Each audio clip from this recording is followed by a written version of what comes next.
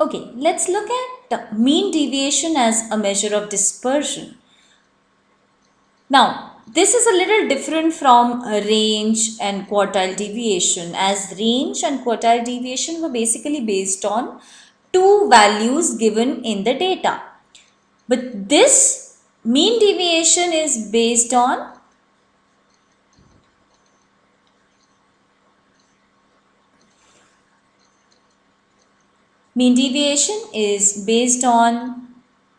the mean of the whole data. So it takes care of all the individual values in the data series. Now, hence it is a better measure of dispersion. Now what happens essentially is that you take the deviations of all the items. It essentially how you get mean deviation, you take deviation of all items in the data from the mean of the series.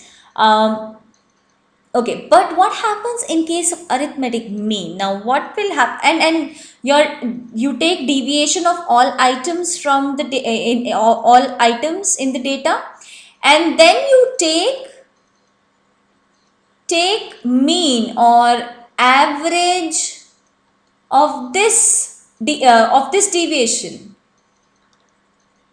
or of this sum of deviations, and you get your mean deviation. But in case of arithmetic mean, it is not valid. Why? Because what will happen in case of arithmetic mean, what will happen, all the values, when you sum it up, it will cancel out, and hence actually when you take mean deviation, you look at absolute deviation, absolute measure of deviation. Okay, you take absolute measure. Now, mean deviation is defined as the average of the absolute deviations from either mean or median. So, either mean or median of the data. It is actually at times it is better to consider median as the absolute deviations from median, because absolute deviations from the median is actually minimum. So, better with the median as absolute deviation is minimum in this case. Okay, now how do you compute? How do you compute mean deviation of an individual series? Say there are n items in a series, then your mean deviation from mean, MD from mean, is essentially summation. Now absolute means modulus sign absolute x minus x bar whole upon n. So this will give you now mean deviation from mean deviation from median. Let's say m denotes median, then x absolute x minus m whole upon n. So say, for example, you have items in a series 5, 7, 10, 12, 6. Now what will be your mean deviation? It will be, now what is x bar? X bar, first of all we will find x bar.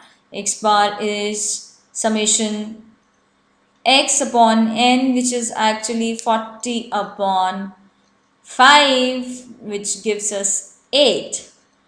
Now, so then we can calculate. Now we can calculate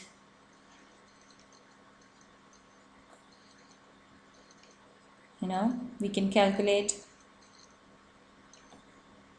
x minus x bar, putting it in ascending order, 5, 7. No, we don't even need to do that. 5, 7, putting it in the order that it is given to us, 5, 7, 12, 6. X minus x bar will be minus 3, minus 1, 2, 4, minus 2. Now, what will be the absolute value? X minus x bar, it will be 3, 1, 2, 4, 2. And our mean deviation from the mean will be summation of this upon 5, which is essentially 12 upon 5, which gives you 2.4. So 2.4 is the mean deviation from mean.